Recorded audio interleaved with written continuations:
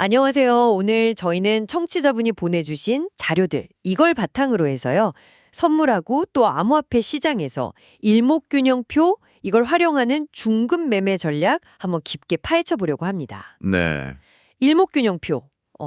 이게 이름만 들어도 선들이 막 얽혀 있고 그래서 좀 복잡해 보이잖아요. 네네, 그렇죠. 처음엔 좀 그렇게 느껴지죠. 근데 이 자료들을 보니까요. 일목균형표가 추세, 지지, 저항 이런 걸 한눈에 딱 보여주는 아주 강력한 도구라고 하더라고요. 맞아요. 시장의 어떤 큰 그림, 흐름을 보여주는 뭐랄까 대시보드 같은 역할이죠. 아, 대시보드요. 좋은 비유네요. 그래서 저희 목표는 이 복잡한 대시보드를 좀 해독해서 특히 변동성 큰 시장에서 여러분이 실제로 써먹을 수 있는 그런 핵심 인사이트, 이걸 뽑아내는 겁니다. 네, 맞습니다. 보내주신 자료들이 딱 그 점에 초점을 맞추고 있어요. 그러니까 단순히 뭐 기능, 나열이 아니라 기본적인 구성 요소 설명부터 시작해서 구체적인 매매 진입 시점, 또 청산 시점, 그리고 중요한 게 이게 24시간 돌아가는 암호화폐나 또 레버리지 쓰는 선물 시장, 이런 특성에 맞게 어떻게 이걸 조정하고 써야 하는지 그런 실전적인 부분들까지 다루고 있거든요. 오, 실전적인 부분들. 네. 그래서 왜 그렇게 해야 하는지 그 이유까지 좀 파악해 보는 데 집중하면 좋겠습니다. 자, 그럼 그 핵심 한번 제대로 파헤쳐 볼까요? 좋습니다. 그럼 일단 그 대시보드의 기본 부품들부터 한번 빠르게 짚어보죠. 5가지 핵심 요소가 있다고 했죠? 네.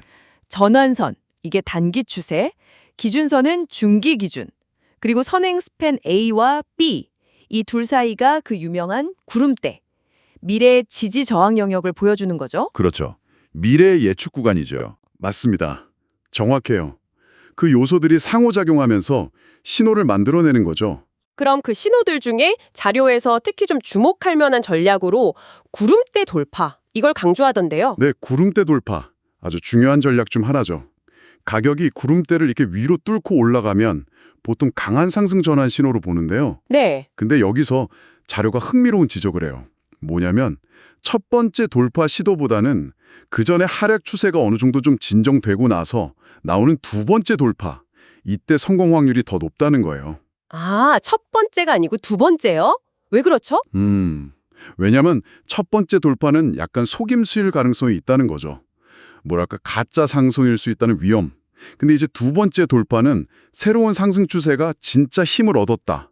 이런 좀 더 확실한 증거로 본다는 겁니다. 아하, 그러니까 섣불리 첫 신호에 막 뛰어들기보다는 한 템포 쉬고 확인하고 들어가는 게 안정성을 높인다. 그런 얘기군요. 그렇죠. 변동성 큰 시장에서는 그런 확인이 중요하죠. 속임수를 피하는 팁이랄까요? 와, 이거 중요한 팁인데요.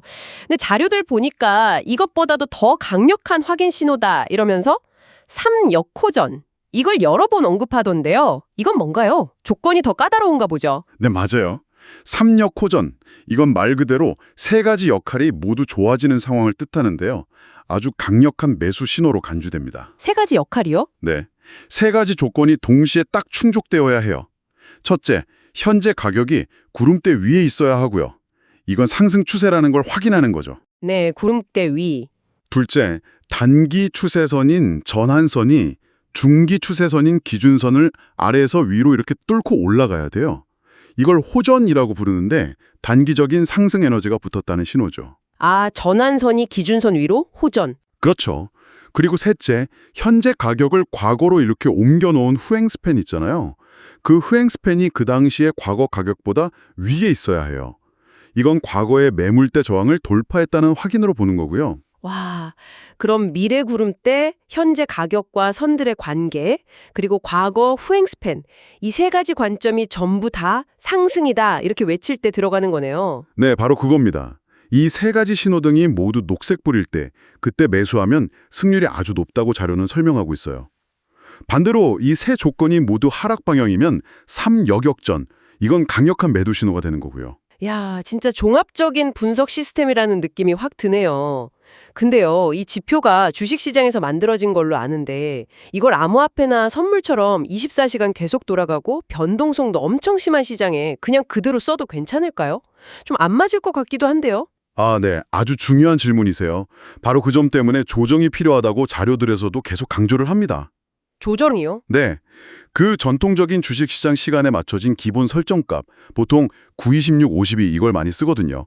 이게 24시간 쉬지 않고 거래되는 암호화폐 시장의 어떤 긴 호흡이나 또 극심한 변동성, 이런 걸 제대로 반영하기 어려울 수 있다는 거죠. 하긴 그렇겠네요. 그래서 그 설정 값을 좀 바꾸는 거죠. 예를 들면 10, 30, 60으로 바꾼다거나 아니면 더 긴 추세를 보기 위해서 20, 60, 120 이렇게 좀 더 긴 기간 값으로 조정하는 사례들을 자료에서 제시하고 있어요. 아, 숫자를 더 차게 바꾸는군요. 네, 뭐 예를 들어 어떤 트레이더는 비트코인 일봉 차트에서 20, 60, 120 이 설정이 구름대 지지나 저항을 훨씬 더 명확하게 보여줬다. 뭐 이런 경험담도 있더라고요. 결국 시장 특성에 맞게 도구를 약간 튜닝하는 과정이라고 보시면 됩니다. 네네, 튜닝. 그리고 또 중요한 게 반드시 더 큰 시간 프레임, 예를 들어 주봉이나 일봉 차트에서 먼저 큰 추세 방향을 확인하고 그 방향에 맞춰서 이제 뭐 4시간 봉이나 1시간 봉 같은 하위 프레임에서 매매 타이밍을 잡는 게 중요하다고 조언합니다. 큰 물줄기를 거스르지 말라는 거죠. 아, 큰 추세 확인이 먼저군요. 설정값 조정과 함께 리스크 관리의 중요성도 계속 나오던데요. 특히 그 손절매 기준, 이걸 명확하게 하라는 조언이 되게 인상 깊었어요. 뭐 예를 들면 종가가 기준선 아래로 딱 마감하면 그냥 기계적으로 손절한다. 이런 식으로요. 감중을 완전 배제하라는 거잖아요. 맞습니다. 정말 아무리 강조해도 지나치지 않은 부분이죠. 특히 레버리지를 쓰는 선물 거래나 또 변동성 자체가 워낙 큰 암호화폐 거래에서는요. 이 손절 원칙이 생명줄이나 마찬가지거든요. 생명줄이요? 네, 왜냐하면 감정적으로 조금만 더 기다리면 반등하겠지? 이렇게 손절을 미루다가는 정말 순식간에 복구하기 힘든 큰 손실로 이어질 수가 있어요. 그래서 자료에 나온 것처럼 진입 신호만큼이나 명확한 청산 신호, 예를 들어 기준선을 이탈했다거나 구름대를 아래로 뚫고 내려갔다거나 아니면 반대 신호, 삼여격전 같은 게 발생했을 때 이럴 때 딱 정해놓은 원칙에 따라서 기계적으로 대응하는 훈련이 반드시 필요합니다. 훈련이 필요하다. 네. 그리고 또 하나 기억해야 할 점은 일목균형표는 추세가 이렇게 명확하게 나올 때는 정말 강력한 도구지만 가격이 좁은 벙이에서 그냥 오르락내리락하는 횡보장, 박스권 장세에서는 신뢰도가 좀 떨어진다는 거예요. 아, 횡보장에서는 약하군요. 그렇죠. 구름대가 막 얇아지거나 아니면 가격이 구름대 안에서 계속 갇혀서 움직일 때는 매매를 좀 쉬거나 다른 전략을 고려하는 게 더 현명할 수 있습니다. 그렇군요. 그럼 일목균형표 이거 하나만 딱 보고 매매하기보다는 다른 보조지표 같은 거랑 같이 사용하는 게 더 안전하겠네요. 혹시 그런 얘기도 있었나요? 네네, 당연히 있었습니다. 자료에서도 RSI 같은 거 있잖아요. 상대 강도 지수. 그런 보조지표를 함께 활용해서 신호를 서로 교차 확인하라고 권장합니다. 교차 확인이요? 네. 예를 들어서 가격이 구름대를 위로 막 돌파할 때 RSI 같은 모멘텀 지표도 같이 상승 추세를 보여주면서 또 너무 과열된 상태는 아니고 이렇다면 그 돌파 신호의 신뢰도를 더 높게 볼 수 있겠죠. 아, 여러 지표가 같은 신호를 주면 더 믿을 만하다. 그렇죠. 특히 변동성이 큰 시장에서는 이런 다중 확인 작업이 어이없는 실수나 잘못된 진입을 줄이는 데 큰 도움이 됩니다. 네, 오늘 저희가 청취자분이 보내주신 자료 덕분에 이 일목균형표라는 사실 좀 복잡해 보이는 도구를 선물 및 암호화폐 시장에 맞게 어떻게 활용할 수 있을지 그 전략들을 한번 쭉 살펴봤습니다. 특히 그 구름대를 이용한 추세 판단, 그리고 첫 번째 말고 두 번째 돌파의 의미, 또 여러 조건을 종합해서 보는 삼역호전 같은 신호는 시장을 좀 더 입체적으로 보는데 확실히 강력한 인사이트를 주는 것 같네요. 네, 분명 강력한 도구임에는 틀림없습니다. 하지만 동시에 오늘 이야기 나눈 것처럼 그 시장 특성에 맞게 설정값을 좀 조정해야 하고 또 감정을 철저히 배제한 엄격한 리스크 관리 원칙을 세우고 지켜야 하고 그리고 가능하면 다른 지표와 교차 확인하는 그런 신중한 접근이 꼭 필요하다는 점도 기억해야 합니다. 결국 뭐 어떤 도구든 완벽할 순 없으니까요. 그걸 어떻게 이해하고 활용하느냐, 그게 핵심이겠죠. 맞습니다. 도구를 탓하기보다 사용자의 역량이 중요하겠죠? 오늘 저희의 분석이 청취자 여러분의 트레이딩 전략을 좀 더 날카롭게 다듬는데 실질적인 도움이 되었기를 진심으로 바랍니다.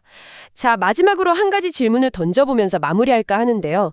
일목균형표의 이런 복잡성, 그리고 시장별로 최적화하려는 노력들, 이런 걸 다 고려해봤을 때 이게 과연 이름 그대로 일목요연하게 즉 한눈에 시장을 딱 볼 수 있게 해주는 지름길일까요? 아니면 오히려 그 깊이를 제대로 이해하고 숙달하기 위해서 더 많은 학습과 경험 그리고 끊임없는 검증을 요구하는 어쩌면 숙련된 전문가에게 더 적합한 도구에 가까울까요?